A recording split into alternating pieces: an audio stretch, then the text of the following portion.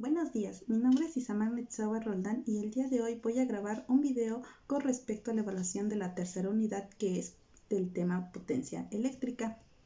El ejercicio nos dice que debemos encontrar la potencia y la potencia aparente del siguiente circuito eléctrico.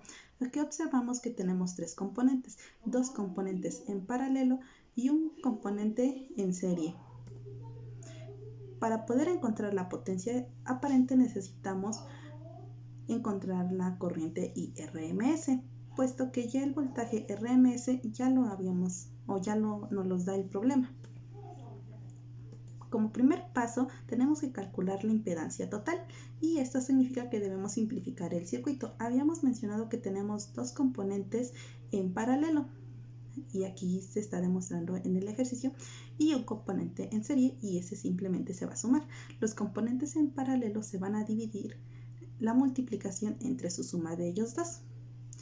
La ZT es la impedancia total y nuestros componentes en paralelo se encuentran en esta parte. Para poder resolver esto y poderlos acomodar, vamos a realizar una pequeña factorización para poder simplificar términos, que nos queda de la siguiente manera: el 6, que es del componente en serie, y menos 4 entre 2 menos j, ya factorizando nuestros componentes en paralelo. Ahora bien, una vez que ya tenemos esta división, vamos a empezar a hacerla. Tenemos 4 con un ángulo de menos 90 grados y 2.23 con un ángulo de menos 26.56. Y se suma el 6, que es del componente en serie, lo que nos da un resultado de 6 más 1.793 con un ángulo de 63.44. Para poder realizar esta suma tenemos que convertir nuestro componente fasorial en rectangular, que nos da un resultado de 0.8 menos 1.6 j. Realizamos la suma y nos va a dar un resultado de 6.8 menos 1.6 j. Pasándolo de manera fasorial, nos va a dar un resultado de 6.9 con un ángulo de menos 13.24. Ahora, como siguiente paso vamos a realizar el cálculo de la corriente. La corriente se calcula dividiendo el voltaje entre la impedancia.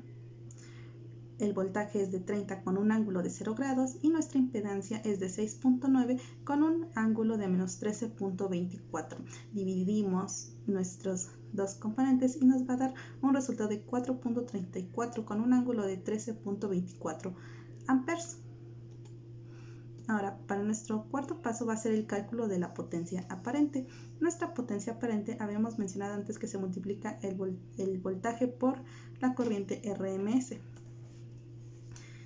Y solo van a ser los coeficientes. El voltaje RMS es de 30 y la corriente IRMS es de 4.34. Realizando la multiplicación nos va a dar un resultado de 130.2 volts amperes, que esa es su medida de la potencia aparente. Y ese es nuestro primer resultado. Para el siguiente resultado tenemos que hacer el cálculo del factor de potencia. El factor de potencia va a ser el coseno de la resta de los ángulos del voltaje y la corriente.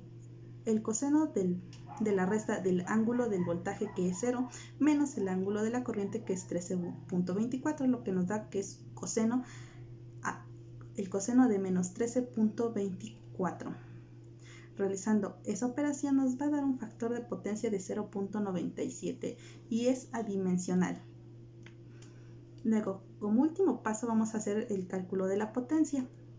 El cálculo de la potencia solo va a ser multiplicar el factor de potencia por la potencia aparente. El factor de potencia nos había dado que era de 0.97 y la potencia aparente es de 130.2. Si realizamos la multiplicación nos va a dar un total de 126.29 watts. Y ese es nuestro último resultado que nos pedía el ejercicio. Y eso sería todo. Muchas gracias.